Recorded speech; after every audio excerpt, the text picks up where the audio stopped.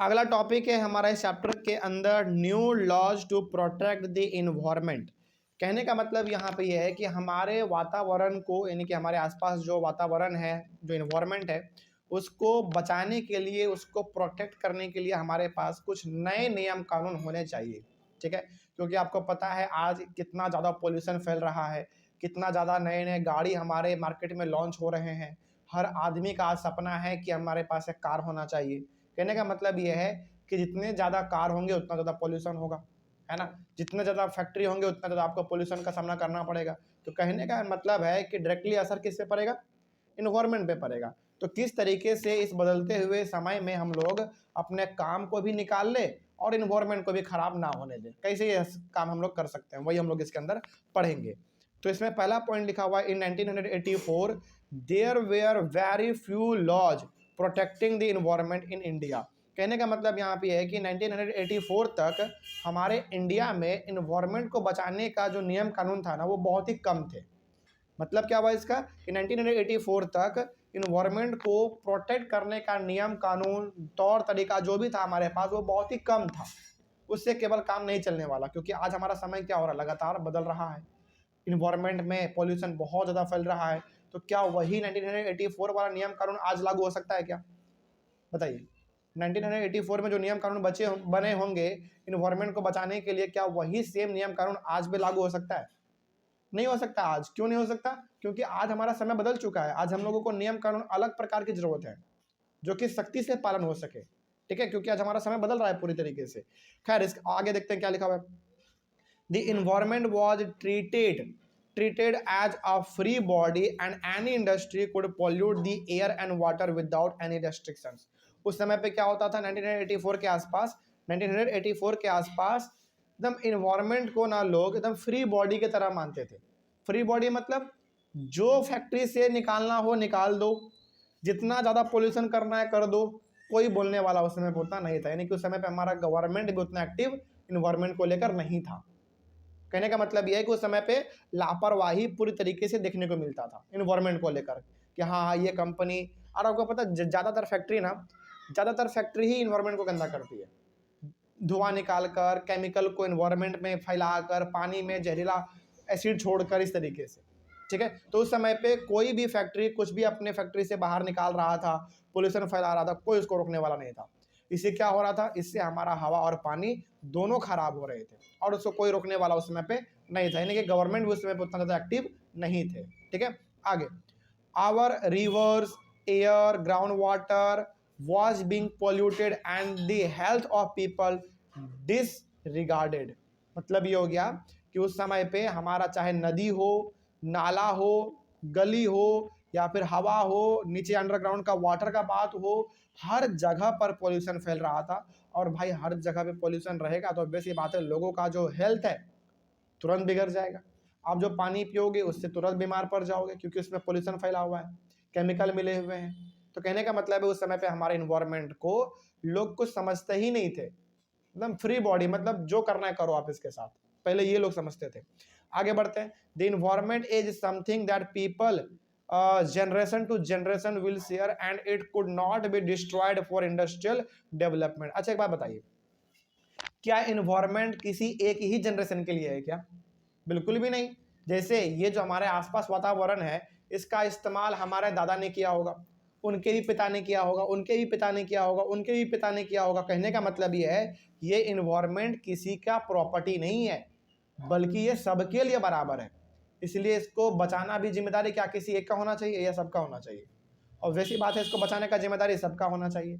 तो कहने का यहाँ पे सीधा सा मतलब ये है एनसीईआरटी बुक का, कि ये जो इन्वायरमेंट है ये जनरेशन टू जनरेशन शेयर होता रहता है, हर कोई इसका इस्तेमाल करता है। तो क्या इसको बचाना हमारा जिम्मेदारी नहीं है क्या? बिल्कुल हमारा ही जिम्मेदारी है इसको बचाना। कहने का मतलब यहाँ पे ये भी है कि इंडस्ट्री हमारे लगातार बन रहे हैं, और इंडस्ट्री के फायदे के लिए इस खूबसूरत से इन्वायरमेंट को खराब नहीं किया जा सकता। ठीक है, आगे। Also, the courts gave a number of judgments regarding the right to a healthy environment as a part of the right to life। मतलब हम लोगों को जीने का जो अधिकार है, इसके लिए क्या चाहिए आपको? इसके लिए एक अच्छा सा वातावरण हमारे पास होना चाहिए, यानी कि समय समय पर इन्वायरमेंट को प्रोटेक्ट करने के लिए, बचाने के लिए कोर्ट भी अपना फैसला सुनाते रहती है।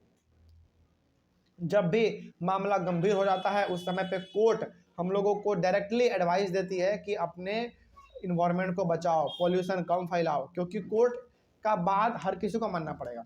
भले ही आप किसी आदमी का बात मानो ना मानो, लेकिन कोर्ट का बात लगभग हर कोई मानता है, क्योंकि कोर्ट मतलब फाइनल जजमेंट, एकदम सुप्रीम एडवाइस। ठीक है, वही बात इसमें कहा गया है।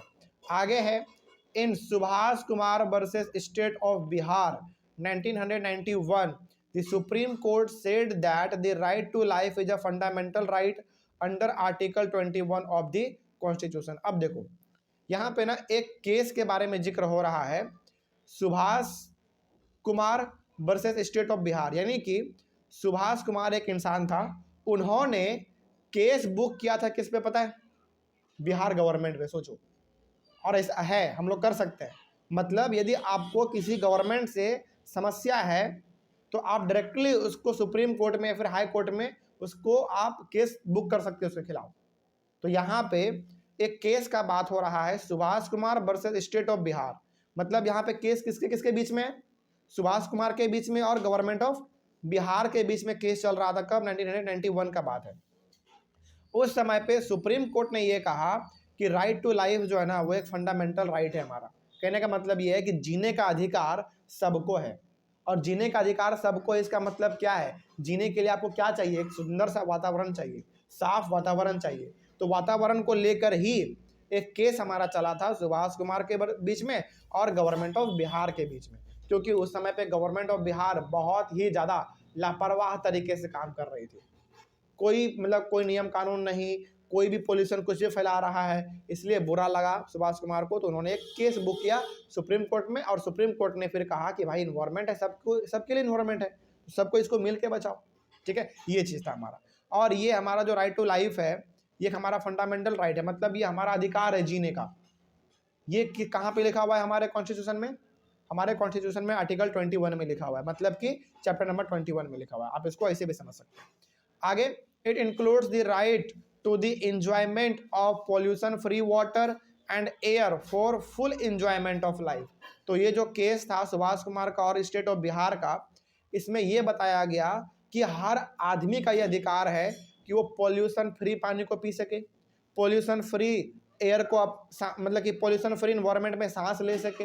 तो कहने का मतलब यहाँ पे ये है कि इस केस के तहत ये बताया गया कि इन्वायरमेंट को बर्बाद नहीं करना है, हर किसी का जिम्मेदारी है इन्वायरमेंट को बचाओ, तभी आप साफ पानी पी पाओगे, साफ हवा ले पाओगे। ठीक है, यही इसका कहने का मतलब था। आगे, the government is responsible for setting up laws and procedures that can check pollution, clean rivers and introduce heavy fines for those who pollute. अच्छा बताइए, नए नए नियम कानून निकालना पोल्यूशन को कम करने के लिए किसका जिम्मेदारी है? गवर्नमेंट का जिम्मेदारी है। यानी कि पोल्यूशन कितना, मतलब पोल्यूशन बहुत ज़्यादा कम हो सके, इसके लिए काम किसको करना पड़ेगा? गवर्नमेंट को करना पड़ेगा। हम लोग ना यदि घर घर जाकर बताएंगे भी लोगों को कि पोल्यूशन कम करो, गाड़ी कम चलाओ, तो लोग नहीं मानने वाला। लेकिन यदि वही गवर्नमेंट जाके फाइन मारने लगे रोड पे सबको, तो तुरंत बुद्धि खुल जाता है कि नहीं? यानी कि हमारे घर में जो लोग कहे कि हेलमेट पहनकर चलो, हम नहीं पहनते हैं, लेकिन वही रोड पे जाके पहनना पड़ता है, क्योंकि उनको डर है किसका? गवर्नमेंट का। चालान काट लेगा, फाइन मार देगा। तो कहने का मतलब यहाँ पे ये है कि इस समस्या को दूर करने के लिए, जो इन्वायरमेंट में हमारा इतना पोल्यूशन फैल रहा है, इसको दूर करने के लिए गवर्नमेंट को ही सामने आना पड़ेगा, उन्हीं को ये कदम उठाना पड़ेगा। ठीक है, उसी प्रकार से हमारा है, पोल्यूशन को चेक करने का जिम्मेदारी भी किसका होना चाहिए? गवर्नमेंट का होना चाहिए। ठीक है, उसी प्रकार से जो पोल्यूशन ज़्यादा फैला रहा है उसके ऊपर फाइन मारने का काम भी किसका है? गवर्नमेंट का ही है। क्या आप किसी के ऊपर फाइन मार सकते हो? क्या एक आम आदमी मार सकता है? क्या नहीं मार सकता फाइन। लेकिन जो ट्रैफिक पुलिस है वो तुरंत फाइन मार देता है, और आप उसके बहस भी नहीं कर पाते हैं, क्योंकि गलती भाई आपका है, तो फाइन तो आपको देना पड़ेगा। तो बेसिकली गवर्नमेंट इसके पीछे जिम्मेदार है, और गवर्नमेंट को काम इस पर बेहतर तरीके से करना चाहिए। गवर्नमेंट को कड़े से कड़े नियम कानून निकालने चाहिए, जिससे कि हमारा पोल्यूशन बहुत कम हो सके। पोल्यूशन को बहुत ही बेहतर तरीके से फाइन मारना चाहिए, ताकि लोगों को अंदर में एक डर रहे, पोल्यूशन कम करना है। बात समझ में आ रही है? इस तरीके से है। तो ये टॉपिक भी हमारा कंप्लीट हुआ। अगला इस चैप्टर में जो आपने पढ़ा उसका थोड़ा सा हम लोग कंक्लूजन ले लेते हैं कि आपने आखिर इस चैप्टर में क्या पढ़ा है, ठीक है। हालांकि चैप्टर हमारा खत्म हो चुका है, लेकिन आपके एनसीईआरटी बुक में ना कंक्लूजन भी है कि निचोड़ निचोड़ है बेसिकली कि आपने इस पूरे चैप्टर में क्या कुछ पढ़ा, क्या कुछ सीखा। देखते हैं आपने क्या पढ़ा। लिखा हुआ है laws are necessary for markets, office और factory to protect people from unfair practices. यानी कि आपके साथ कोई गलत ना कर सके ऑफिस में, मार्केट में या फिर फैक्ट्री में, इसके लिए क्या होना चाहिए? कड़े से कड़े लॉ होने चाहिए, ठीक है। मतलब कि आपका कोई गलत फायदा ना उठा सके, कंपनी का मालिक या फिर मार्केट में कोई आदमी या फिर कहीं पर भी आपका कोई गलत फायदा ना उठा सके, इसके लिए हमारे पास कड़े से कड़े नियम कानून होने चाहिए, ठीक है। आगे बढ़ते हैं। Private companies, contractors, business persons perform many unfair practices in order to make higher profits like paying low wages to workers, employing children for work, ignoring the conditions of work, ignoring the damage to the environment etc। कहने का मतलब यहाँ पे ये है कि private company हो गया, कॉन्ट्रैक्टर हो गया, बड़े बड़े बिजनेसमैन हो गए, ये लोग अपने प्रॉफिट को ज़्यादा बढ़ाने के लिए वर्कर का पेमेंट कम देते हैं, वर्कर को पैसा कम देते हैं, बच्चों को भी काम पे रख लेते हैं कि भाई बच्चा है, भाई चलो 2-3 हज़ार रुपये महीने में दे देंगे और इसे काम करवा लेंगे, ठीक है। उसी प्रकार से जहाँ पे आप काम करते हैं वहाँ पे गंदगी है, डेंगू है, मलेरिया है, हर चीज़ है वहाँ पे, लेकिन उसका साफ सफाई नहीं करवाया जा रहा क्योंकि इसमें पैसा लग जाएगा, लॉस हो जाएगा किसको? कंपनी के मालिक को, तो वो भी नहीं करते ये लोग। उसी प्रकार से इन्वायरमेंट को लगातार डैमेज करते जा रहे हैं, पोल्यूशन फैलाते जा रहे हैं। तो कहने का सिंपल से यहाँ पे उद्देश्य ये है कि बिजनेसमैन अपने प्रॉफिट के लिए बस आपसे काम करवाना चाहती है, आपके सुविधा को वो बिल्कुल भी नहीं देखती है। आप कैसे काम कर रहे हैं, आप किस स्थिति में काम कर रहे हैं, ये देखने वाला वो नहीं है, ठीक है। ये ही हम लोगों ने, अच्छा क्या ये हम लोगों ने नहीं पढ़ा इस चैप्टर में? बिल्कुल हम लोगों ने पढ़ा है। तो बेसिकली कंक्लूजन देख रहे हैं कि आखिर आपने क्या पढ़ा। उसके बाद अब major role of the government is to control the activities of private companies by making laws to prevent unfair practices and ensure social justice. यानी कि प्राइवेट कंपनी जो भी गलत काम करते हैं, मतलब हम लोगों को पेमेंट कम देकर, इन्वायरमेंट में पॉल्यूशन फैलाकर, इन सभी को रोकने का जिम्मेदारी किसका है? गवर्नमेंट का है। तो यहाँ पर गवर्नमेंट का ये सब रोल है, और गवर्नमेंट का भी ये रोल है कि वो समाज में होने वाले बुराई को खत्म करे, यानी कि सोशल जस्टिस देने का भी काम किसका है? गवर्नमेंट का काम है, ठीक है। आगे बढ़ते हैं। The government has to make appropriate laws and also has to enforce the laws। Government को समय समय पर नए नए नियम कानून बनाने चाहिए, और केवल नियम कानून बनाने से नहीं होगा बल्कि उनका पालन भी करवाना पड़ेगा उनको, तभी हमारा एक बेहतर समाज बन पाएगा और हम लोग एक अच्छे समाज की ओर आगे बढ़ पाएंगे, ठीक है। आगे, laws that are weak and poorly enforced can cause serious harm. अब देखो कई बार क्या होता है ना, नियम कानून बन तो जाते हैं लेकिन उसका सही तरीके से पालन ना होने की वजह से उसका जो समस्या है हम लोगों को देखना पड़ता है। जैसे मान लीजिए गवर्नमेंट ने ये नियम निकाला कि जो आगे बाइक चलाएगा वो भी हेलमेट पहनेगा और जो पीछे बैठेगा वो भी हेलमेट पहनेगा। गवर्नमेंट ने ये नियम निकाल दिया मान लीजिए, लेकिन उसको पालन ही नहीं करवाया उन्होंने, फाइन ही नहीं मारा उन्होंने, कहीं पे चेक ही नहीं किया उन्होंने, तो क्या इस लॉ से कोई फायदा हुआ? कोई फायदा नहीं हुआ। इससे बल्कि नुकसान किसको हो गया? लोगों को नुकसान हो गया कि भाई डेली एक्सीडेंट हो रहे हैं, डेली लोगों का लाखों लाखों खर्चा जा रहा है इलाज करवाने में। तो कहने का मतलब यहाँ पे ये है कि नियम कानून केवल बनाने से नहीं होगा बल्कि उनका पालन भी बेहतर तरीके से आपको करवाना पड़ेगा, तब जाकर इसमें हम लोग का भी फायदा है, हमारा जान बच जाएगा, और गवर्नमेंट का फायदा इसमें यह है कि गवर्नमेंट को ज़्यादा समस्याओं का सामना नहीं करना पड़ेगा, ठीक है। ये चीज़ है। अगला क्या है भाई? देखो अगला है इसमें, people can exert pressure so that private companies and the government act in the interest of society. यानी कि लोगों को इसमें आगे बढ़ना पड़ेगा। लोगों के साथ बुराई हो रहा है, लोगों के साथ गलत काम हो रहा है, तो आगे किसको आना पड़ेगा? लोगों को ही आना पड़ेगा। लोग आगे आएंगे, प्राइवेट कंपनी के खिलाफ आवाज़ उठाएंगे, गवर्नमेंट के खिलाफ आवाज़ उठाएंगे, तभी जाकर आपका अधिकार आपको मिल पाएगा ना। नहीं तो आप घर में बैठे बैठे बंद कमरे में चिल्लाते रह जाओ, क्या आपका बात कोई सुनेगा? कोई नहीं सुनेगा। कहने का मतलब यह है कि आप अपना ग्रुप बनाओ, कंपनी के खिलाफ प्रोटेस्ट करो, कोर्ट में जाओ, गवर्नमेंट के पास जाओ, उसके खिलाफ नारेबाजी करो, तभी आपके बातों को सुना जाएगा, नहीं तो फिर आपको कोई पूछने वाला नहीं है, ठीक है। अगला, people must demand that facility of healthy environment must be extended to all. यानी कि लोगों को जहाँ पे काम करते हैं वो डिमांड करे कंपनी के मालिक से कि हमारे लिए एक हेल्दी इन्वायरमेंट होना चाहिए काम करने का। मतलब जहाँ पे काम कर रहे हैं वहाँ पे सेफ्टी डिवाइस होने चाहिए, इमरजेंसी एग्जिट होने चाहिए, हर प्रकार का सुख सुविधा उसमें होने चाहिए। इसी को तो हम लोग कहते हैं हेल्दी इन्वायरमेंट। सिंपल सी बात है। ठीक है, अगला, people must demand stronger laws that protect workers' interest so that the right to life is achieved for all। तो वर्कर्स को यहाँ पे ये भी डिमांड करना चाहिए कि हमारे लिए नियम कानून बहुत ही सख्त बनाए जाएं, यानी कि वर्कर्स के अधिकार को बचाने के लिए, उसके जीवन को प्रोटेक्ट करने के लिए, वर्कर के साथ कोई कुछ गलत ना कर सके, इस चीज़ को ख़त्म करने के लिए गवर्नमेंट को कड़े से कड़े नियम कानून कंपनी के खिलाफ बनाने चाहिए, ताकि कुछ गलत करने से पहले भी कंपनी 1000 बार सोचे। यदि कंपनी गलत कर रही है तो उसके ऊपर भी कार्रवाई हो सकती है। ऐसा कानून गवर्नमेंट को बनाना चाहिए, और इससे क्या होगा, जो राइट टू लाइफ है, यानी कि जो जीने का अधिकार है हम लोगों का, वो हमारा बचा रहेगा और एक खुशहाली का जीवन हम लोग जी पाएंगे।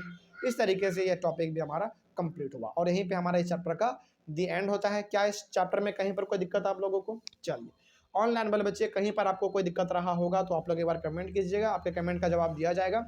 इस तरीके से हम लोगों ने अपने क्लास 8 के सिविक्स के लास्ट चैप्टर को कम्प्लीटली ख़त्म किया, और ये आपका जो लास्ट चैप्टर है ये पूरे सिविक्स बुक का आपका लास्ट चैप्टर था। इस तरीके से हम यहाँ पे ये भी कह सकते हैं कि हम लोगों ने क्लास 8 के पूरे सिविक्स को कंप्लीट कर दिया। ठीक है, चलिए, बहुत बहुत थैंक यू। मिलते हैं हम लोग अपने अगले वाले क्लास में, कोई एक नया चैप्टर हम लोग ले लेंगे, या तो हिस्ट्री का या फिर हम लोग अपने ज्योग्राफी का उसको शुरू करेंगे। सिविक्स तो हमारा कंप्लीट हो गया। चलिए, हमारे पास अभी मैथ भी बचा हुआ है तो मैथ भी हम लोग शुरू करेंगे, साइंस भी बचा हुआ है, साइंस भी हम लोग शुरू करेंगे। कहने का मतलब अभी केवल सिविक्स कंप्लीट हुआ है, बाकी सब्जेक्ट तो हमारे पास अभी रखे हुए, उनको हम लोग अब एक एक करके कंप्लीट करेंगे। तो मिलते हैं हम लोग अपने अगले वाले क्लास में। Thank you very much and have a nice day.